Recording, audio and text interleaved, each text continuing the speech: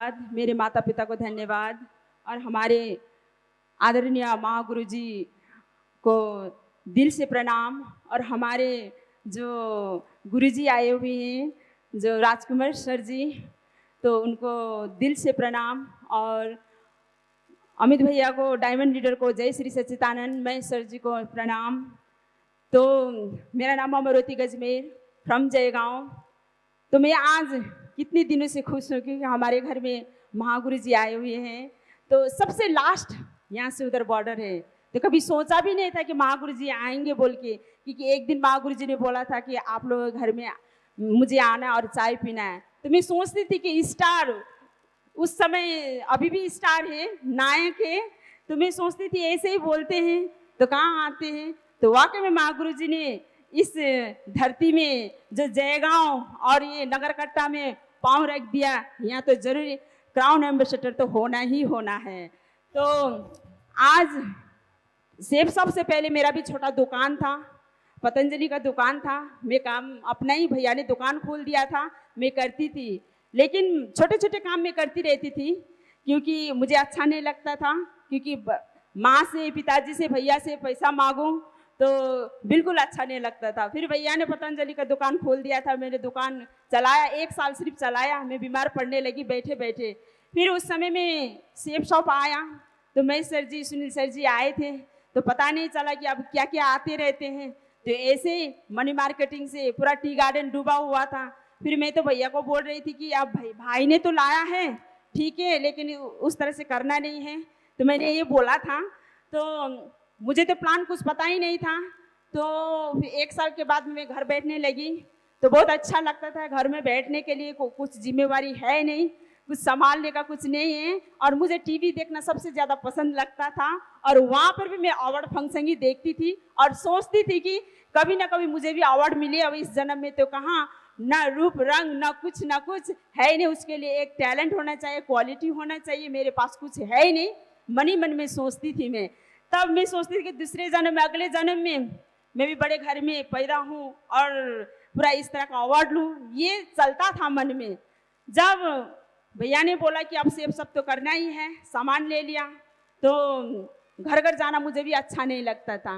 मान न मान तेरा मेहमान बोल के अच्छा ही नहीं लगता था, बिल्कुल अच्छा नहीं लगता था। और भैया को बहुत बहाने मारती थी मैं, मुझे जाना नहीं है, कभी पेट दर्द, कभी सिर दर्द, कभी बुखार।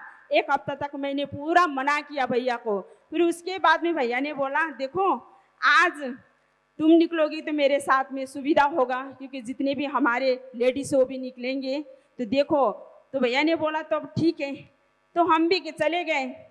तो मैं सर जी का वही मंत्र मुझे आज भी पता है कि उस दिन बोले थे। प्लान तो मुझे कुछ पता ही नहीं था, सिर्फ अमित सर जी को पता था। तो मैं सर जी बोलते थे, अमित जी, हम लोग जब चाय पानी देते थे तो हम बोलते थे, अमित जी आप ये 3 मंत्र आप गांठ बांध लो, ये सुनते सुनते आप जरूर डायमंड बनोगे। तो वो मंत्र आप सुनना चाहते हैं? तो वही बोलते थे कि जब आप प्लान दिखाने जाएंगे तो आए तो बेस्ट, नहीं तो नेक्स्ट, आए तो बेस्ट, नहीं तो नेक्स्ट बोलते थे। तो ये सोचना चाहिए, ये फिट करना चाहिए माइंड में। तो फिर 1 किलो दूध से 1 किलो घी नहीं निकलता, 50 ग्राम तो निकल ही जाता है अमित जी, इस तरह से बोलते थे। फिर बोलते थे 10 आदमी को बोलो 2 आदमी जुटेगा। और बोलते थे कि ना सुनना सीखो, ना सुनते सुनते आप जरूर डायमंड बनोगे। तो इस तरह से मैं सर जी ने बोला। तो जिस तरह से भैया ने प्लान दिखाया दूसरों को, तो इस तरह का एग्जाम्पल दिया कि मेरा माइंड सेट होने लगा आस्ते आस्ते करके। जैसे रतन टाटा जी का दे दिया, अमिताभ बच्चन का दे दिया, मुकेश अंबानी का दे दिया, कि देखो आज जितने भी ये संसार में नेटवर्क कर रहे हैं, जिनका नेटवर्क है वही संसार को जीत पा रहा है।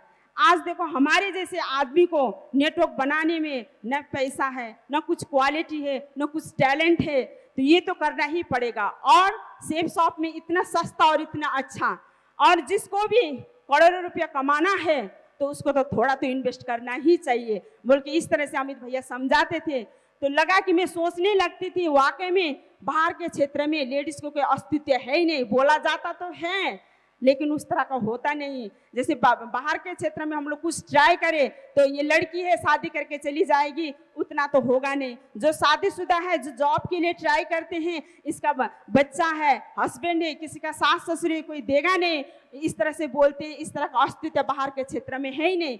मुझे ऐसा एक प्लेटफॉर्म मिला जो सेफ शॉप में, जो कि हर लेडीज को मान सम्मान और इनकम करने का मौका यही सेफ शॉप मुझे मिला और देखा।